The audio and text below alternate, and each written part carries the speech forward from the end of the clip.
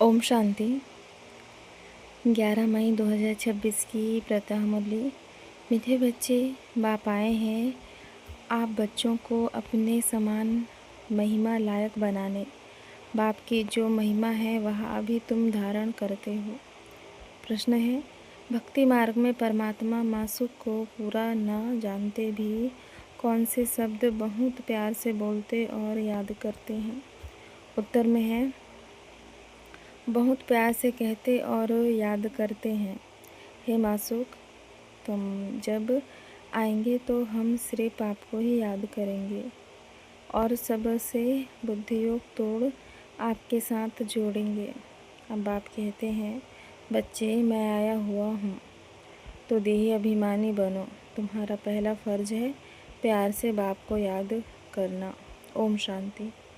मीठे मीठे जीव की आत्माओं को परमपिता परमात्मा, जिसने अब शरीर का लोन लिया है, बैठ समझाते हैं कि मैं साधारण बूढ़े तन में आता हूँ, आकर बहुत बच्चों को पढ़ाता हूँ।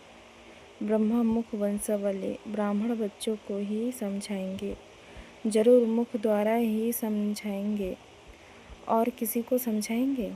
कहते हैं, बच्चे तुम मुझे भक्ति मार्ग में बुलाते आए हो। हे पतित पावन, भारत खास और दुनिया में आम सब बुलाते हैं। भारत ही पावन था, बाकी सब शांतिधाम में थे। बच्चों को यह स्मृति में रखना चाहिए कि सत्युग त्रेता किसको कहा जाता है, द्वापर कलयुग किसको कहा जाता है, उनमें कौन कौन राज्य करते थे। तुम्हारी बुद्धि में पूरी नॉलेज है। जैसे बाप को रचना के आदि मध्य अंत का ज्ञान है, वैसे तुम्हारी बुद्धि में भी है। बाप जो ज्ञान देते हैं वह बच्चों में भी जरूर होना चाहिए। बाप आकर बच्चों को आप समान बनाते हैं।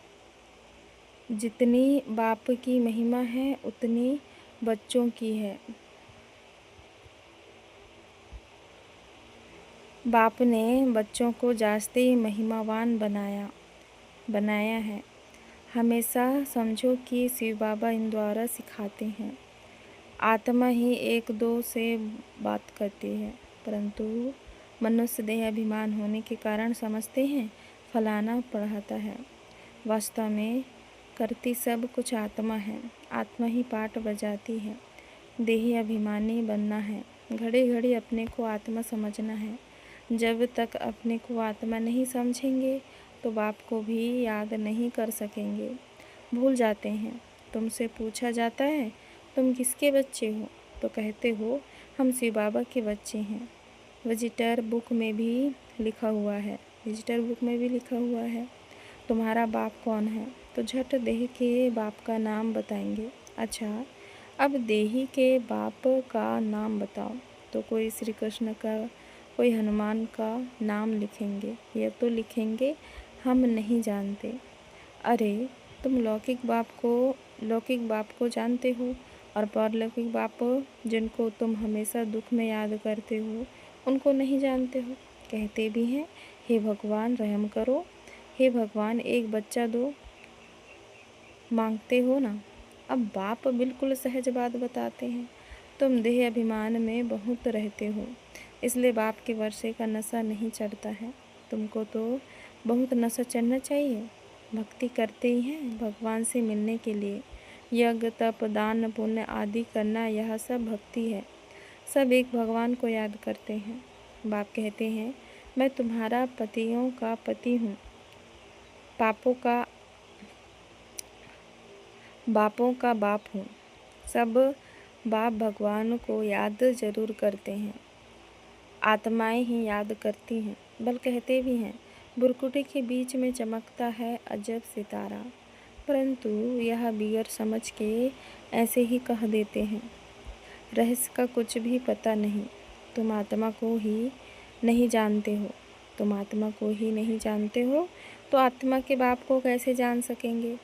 दीदार तो होता है भक्ति मार्ग वाला। भक्ति मार्ग में पूजा के लिए बड़ा बड़ा लिंक रख देते हैं, क्योंकि अगर बिंदी का रूप दिखाए तो कोई समझ न सके। यह है महीन बात। परमात्मा जिसको अखंड ज्योति स्वरूप कहते हैं, मनुष्य कहते हैं उनका कोई बहुत बड़ा रूप है। ब्रह्म समाजी मठ वाले ज्योति को परमात्मा कहते हैं। दुनिया में यह किसी को पता नहीं है कि परमपिता परमात्मा बिंदी है। तो मूंझ पड़े हैं। बच्चे भी कहते हैं बाबा किसी को याद करें। हमने तो सुना था वह बड़ा लिंग है, उनका याद किया जाता है। अब बिंदी को कैसे याद करें? अरे तुम आत्मा भी बिंदी हो, बाप भी बिंदी है। आत्मा को बुलाते हैं, वह जरूर यहाँ ही आकर बैठेंगे। भक्ति मार्ग में जो साक्षात्कार आदि होता है, यह है सब भक्ति। भक्ति भी एक की ही नहीं करते, बहुतों को भगवान बना दिया है। भक्त जो भक्ति करते रहते हैं, उनको भगवान कैसे कहेंगे? अगर परमात्मा सर्वव्यापी कहते हैं, तो फिर भक्ति किसकी करते हैं? सो भी भिन्न भिन्न प्रकार की भक्ति करते हैं। बाप समझाते हैं, बच्चे ऐसे मत समझो कि हमको अनेक वर्ष जीना है। अभी समय बहुत नज़दीक होता जाता है। निश्चय रखना है, बाबा को ब्रह्मा द्वारा स्थापना करानी है। बाप खुद कहते हैं, मैं इस द्वारा तुमको सृष्टि के आदि मध्य अंत का राज बताता हूँ। गाते भी हैं ब्रह्मा द्वारा स्थापना। यह नहीं जानते कि नई दुनिया को विष्णुपुरी कहा जाता है, अर्थात विष्णु के 2 रूप राज्य करते थे। किसी को पता नहीं है कि विष्णु कौन है। तुम जानते हो कि यहाँ ब्रह्मा सरस्वती फिर विष्णु के 2 रूप लक्ष्मी नारायण बन पालना करते हैं। ब्रह्मा द्वारा स्थापना विष्णु पूरी अर्थात स्वर्ग की फिर पालना करेंगे। तुम्हारी बुद्धि में आना चाहिए, बाप ज्ञान का सागर है, मनुष्य सृष्टि का बीज रूप है। वह इस ड्रामा के आदि मध्य अंत को जानते हैं। वही पतित पावन है। जो बाप का धंधा है वही तुम्हारा है। तुम भी पतित से पावन बनाते हो। दुनिया में एक बाप के 3-4 बच्चे होंगे। कोई बच्चा बहुत ऊंचा चढ़ा हुआ होगा, कोई बिल्कुल नीचे होगा। यहाँ तुमको बाप एक ही धंधा सिखलाते हैं कि तुम पतितों को पावन बनाओ। सबको यह लक्ष्य दो कि शिव बाबा कहते हैं मुझे याद करो। गीता में श्री कृष्ण भगवान ने वहाँ लिख दिया है। तुमको समझाना है भगवान तो निराकार पुनर्जन्म रहित है। बस यही भूल है। अभी तुम बच्चे श्री कृष्णपुरी के मालिक बन रहे हो। कोई राजधानी में आते हैं, कोई प्रजा में। श्री कृष्णपुरी कहा जाता है क्योंकि श्री कृष्ण सभी को बहुत ही प्यारा है। बच्चे प्यारे लगते हैं ना। बच्चों का भी माँ बाप से प्यार हो जाता है, प्यार सारा बिखर जाता है। अब बाप समझाते हैं, तुम अपने को शरीर मत समझो, घड़ी घड़ी अपने को आत्मा निश्चय करो। आत्माभिमानी बनो। बाप भी निराकार है, यहाँ भी शरीर लेना पड़ता है समझाने के लिए। बिगड़ शरीर तो समझा नहीं सकेंगे। तुमको तो अपना शरीर है। बाप फिर लोन लेते हैं, बाकी इसमें प्रवेश आदि की बात ही नहीं।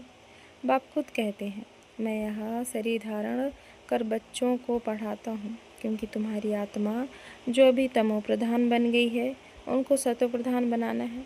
गाते भी हैं पतित पावन आओ, परंतु अर्थ नहीं समझते। अभी तुम समझते हो बाप कैसे आकर पावन बनाते हैं, यह भी तुम जानते हो। सतयुग में सिर्फ हमारा ही छोटा सा झाड़ होगा।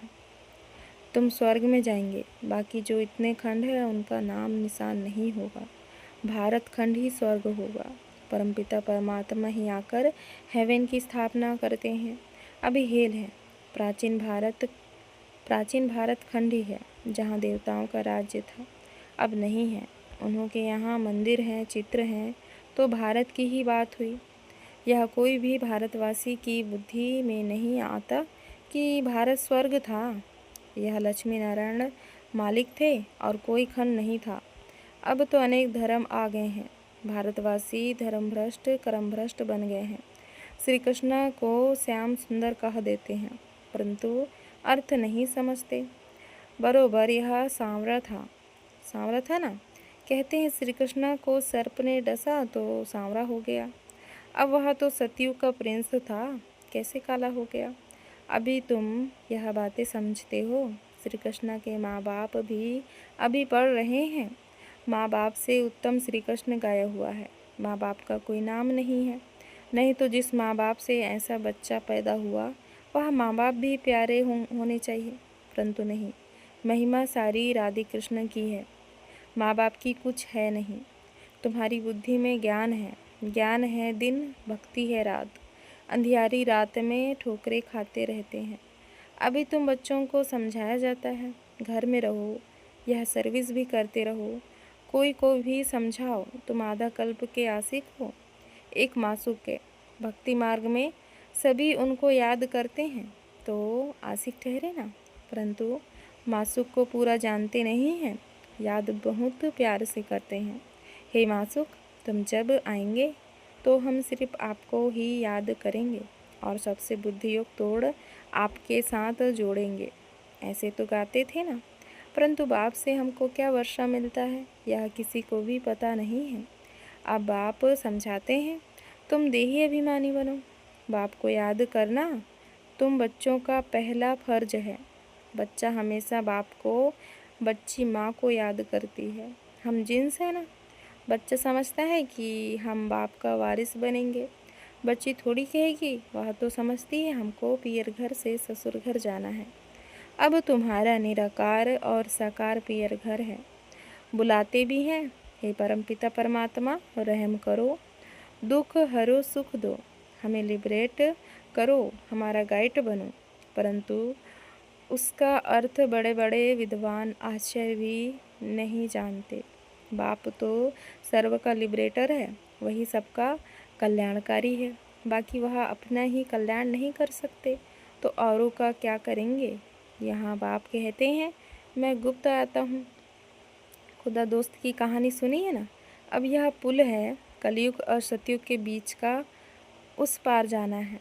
अब खुदा तो बाप है, दोस्त भी है, माता पिता शिक्षक का भी पाठ बजाते हैं। यहाँ तुमको साक्षात्कार होता है तो जादू टोना जादू जादू कह देते हैं। साक्षात्कार तो नौदा भक्ति वालों को भी होते हैं, बहुत तीखे भक्त होते हैं। दर्शन दो नहीं तो हम गला काटते हैं, तब साक्षात्कार होता है, उनको नौदा भक्ति कहा जाता है। यहाँ नौदा भक्ति की बात नहीं, घर में बैठे बैठे भी बहुतों को साक्षात्कार होते रहते हैं। दिव्य दृष्टि की चाबी मेरे पास है, अर्जुन को भी मैंने दिव्य दृष्टि दी ना। यह विनाश देखो, अपना राज्य देखो, अब मामे कम याद करो तो यह बनेंगे। अभी तुम समझते हो विष्णु कौन है, मंदिर बनाने वाले खुद नहीं जानते। विष्णु द्वारा पालना, चार भुजा का अर्थ ही है दो भुजा मेल की, दो फीमेल की। विष्णु के दो रूप लक्ष्मी नारायण है, परंतु कुछ भी समझते नहीं हैं, किसका भी ज्ञान नहीं है, ना शिव बाबा का ना विष्णु का। पहले पहले बाप का आकर्षण था, बहुत आते थे, शुरुआत में सारा आंगन भर जाता था, जज मजिस्ट्रेट सब आते थे। फिर विकार का झगड़ा शुरू हुआ, कहने लगे बच्चे नहीं पैदा होंगे तो सृष्टि कैसी चलेगी, यह तो सृष्टि बनने का कायदा है। गीता की बात ही भूल गए कि भगवानु आज काम महाशत्रु है, उस पर जीत पानी है। कहने लगे स्त्री पुरुष दोनों इकट्ठे आए तो उनको ज्ञान दो, अकेले को नहीं। तो अब दोनों भी आए तो देवे ना, देखो दोनों को इकट्ठा भी देते हैं तो भी कोई ज्ञान लेते हैं, कोई नहीं लेते हैं। तकदीर में नहीं होगा तो क्या कर सकते हैं, एक हंस एक बगुला बन पड़ते हैं। यहाँ तुम ब्राह्मण देवताओं से भी उत्तम हो, जानते हो हम ईश्वरीय संतान हैं, शिव बाबा के बच्चे हैं। वहाँ स्वर्ग में तुमको यह ज्ञान नहीं रहेगा, न जब निराकारी दुनिया मुक्ति धाम में होंगे तब यह ज्ञान होगा। यह ज्ञान शरीर के साथ ही खत्म हो जाता है। अभी तुमको ज्ञान है, एक बाबा पढ़ा रहे हैं, अब यह खेल पूरा होता है, सब एक्टर्स हाजिर हैं। बाबा भी आया है, बाबा भी आया है, रही हुई आत्मा भी आती रहती हैं। जब सब आ जाएंगे तब विनाश होगा, फिर सबको बाप समझाते, बाप साथ ले जाएगा, बाप साथ ले जाएगा, सबको जाना है, इस पतित दुनिया का विनाश होना है। अच्छा याद प्यार लेते हैं बाबा से, मीठे मीठे सिकल दे बच्चों प्रति माता पिता बाप दादा का याद प्यार और गुड मॉर्निंग। रूहानी बाप की रूहानी बच्चों को नमस्ते।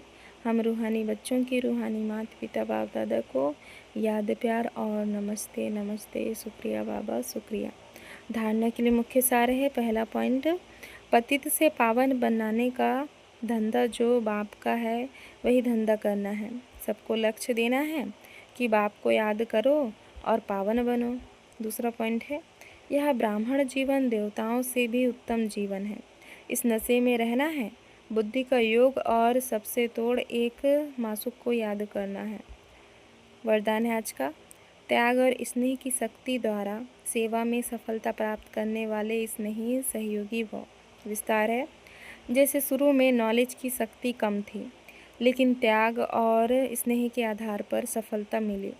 बुद्धि में दिन रात बाबा और यज्ञ तरफ लगन रही। जिगर से निकलता था बाबा और यज्ञ। इसी स्नेह ने सभी को सहयोग मिलाया। इसी शक्ति से केंद्र बने। साकार स्नेह से ही मन मना भाव बने। साकार स्नेह से ही सहयोगी बनाया। अभी भी त्याग और स्नेह की शक्ति से घेराव डालो तो सफलता मिल जाएगी। स्लोगन है, फरिश्ता बनना है तो व्यर्थ बोल व डिस्टर्ब करने वाली बोल से मुक्त बनो। यह व्यक्ति सारे सदा अचल अडोल एकरस स्थिति का अनुभव करो। कोई भी बात हो जाए, चाहे प्रकृति की चाहे व्यक्ति की, दोनों अचल स्थिति के आसन को जरा भी हिला न सके। इतने पक्के हो ना, जैसे देखो शरीर आसन पर नहीं टिक सकता तो हलचल करेगा ना, ऐसे मन हलचल तो नहीं करता। सदा अचल अडोल, जरा भी हलचल नहीं हो। अगर कभी हलचल और कभी अचल है तो सिंहासन भी कभी मिलेगा कभी नहीं मिलेगा। अच्छा, ओम शांति, शुक्रिया बाबा शुक्रिया।